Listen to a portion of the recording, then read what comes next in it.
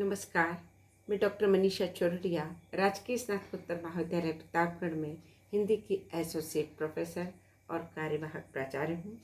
आज हम मतीराम और पद्माकर के आचार्यत्व का साम्य और वैषम्य यानी समानता और भेद पढ़ेंगे।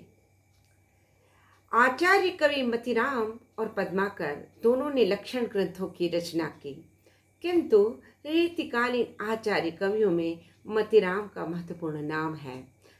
जितना महत्वपूर्ण नाम है उतना पद्माकर का नहीं। पद्माकर ने रसराज, ललित ललाम, अलंकार, पंचाशिका, लक्षण ग्रंथों में लिखा। वहीं पद्माकर ने जगत विनोद, पद्माभरण जैसे लक्षण ग्रंथों की रचना की। पद्माकर स्वयं लक्षण ग्रंथ लिखकर ही अपनी पहचान बनाई।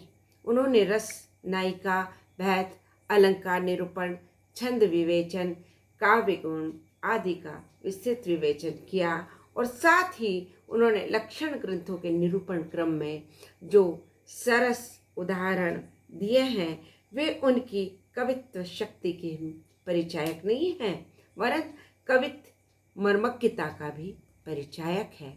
फिर भी रीतिकाल के इन दोनों महाकवि के आचार्यत्व में कतिपय साम्य और वैषम्यता भी है।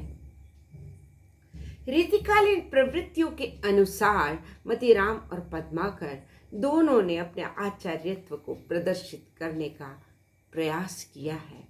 मतीराम के रसराज, ललित ललाम, अलंकार, पंचाशिका और छंद संग्रह में श्रृंगार रस, नायिका, भेद, अलंकार विवेचन, छंद शास्त्र का विस्तृत क्रमशः वर्णन है।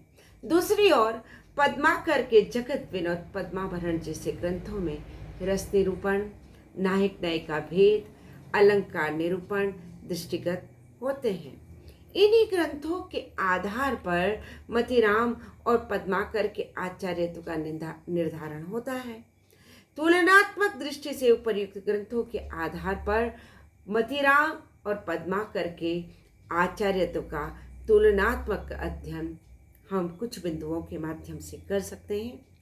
पहला है श्रृंगारिकता। लोकप्रियता की दृष्टि से मतीराम का रसराज और पद्माकर का जगत विनोद दोनों का ही बहुत ही महत्वपूर्ण स्थान है। जगत विनोद में कहने के लिए तो 9 रसों का विवेचन हुआ है, किंतु श्रृंगार रस को छोड़कर अन्य रसों के विवेचन में कवि ने बहुत कम ध्यान दिया है। पद्माकर ने अपने जगत विनोद में नायक नायिका भेद का विवेचन संस्कृत के भानुदत्त कृत रसमंजरी के आधार पर किया है। रसमंजरी की तुलना में इनका वर्णन अति संक्षिप्त है और वैसी प्रौढ़ता और गंभीरता भी नहीं है जिसकी सराहना नायिका भेद के प्राय मान्य आचार्यों द्वारा की जाती है। फिर भी इसमें संदेह नहीं है कि इसके अधिकांश उदाहरण मौलिक हैं और सरसता में भी बेजोड़ हैं। मतीराम ने तो रसराज में श्रृंगार की परिभाषा दी है, उसमें पद्माकर द्वारा दी गई परिभाषा में कोई अंतर ही नहीं दिखाई देता। जो बरनत तिय पुरुष को कवि को विद रति भाव, तासो रीजत है सुकवि सो सिंगार स्वभाव। ये मतीराम का है।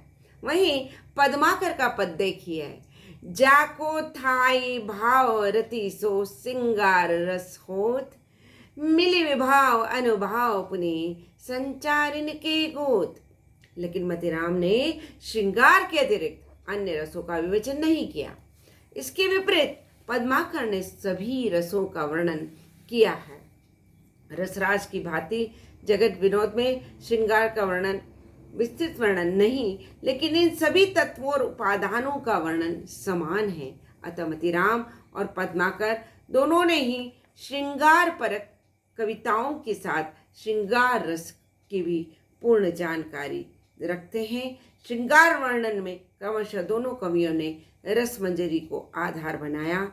श्रृंगार के लक्षण निर्धारण में स्थायी भाव, अनुभाव, संचारी आदि के वर्णन के साथ उसके दोनों भेदों, संयोग और वियोग की भी विस्तृत चर्चा दोनों ने ही की है।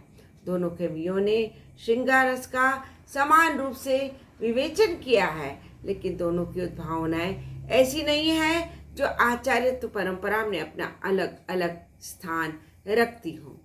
श्रृंगार के दोनों पक्षों, संयोग और वियोग का वर्णन दोनों कवियों ने किया है। इसका उदाहरण यहाँ दृष्टव्य है। संयोग अवस्था में पावस ऋतु के तीज और हिंडोले का बड़ा ही सुंदर वर्णन किया है। प्रेम रंग रो बोरी गोरी नवल किशोरी तहाँ, झूलत हिंडोरे यो सुहाई सखियायन में, काम झूले उर में उरोजन में, दाम झूले श्याम झूले प्यारी की अनारी अखियान में। और पद्माकर का सावन का वर्णन। सावन तीज सुहावनी को सजी सूह दुकूल सभी सुख साधा, ज्यो पद्माकर देख बनी न बनी कहती अनुराग अगाधा। प्रेम के हेम हिंडोरन में सरसी बरसी रस रंग अगाधा, राधिका के ही झूलत सांवर सांवर के ही झूलत राधा। इस प्रकार हम देखते हैं कि संयोगावस्था में मतिराम और पद्माकर दोनों के ही वर्णन अद्भुत जान पड़ते हैं। बसंत ऋतु का भी एक उदाहरण दृष्टव्य है।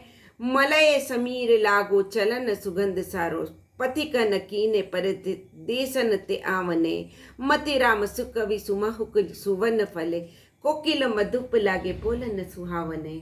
आयो है बसंत भय पल्लवित जल जात, तुम लागे जाली बिकी चर्चा चलावने। रावरितिया को तर वन सर वन के किस ले कमल वह बारक बिछावने। और यही पद्माकर लिखते हैं, शुभ शीतल मंद सुगंध समीर कछु छल छंद से वे गए हैं, पद्माकर चांदनी चंद हुए कछु और ही डोर न वे गए हैं। मनमोहन सो बिछरे इतही बन के न अबे दिन वे गए हैं, सखी ये हमें वे तुम वे बने पे कछु कछु मन में वे गए हैं। इस प्रकार से देखा जाता है कि संयोगावस्था में मतिराम हो या पद्माकर, दोनों के अंदर बहुत ही समानता दिखाई देती है। आज इतना ही। कल हम नायक नायिका का वर्णन पढ़ेंगे। धन्यवाद।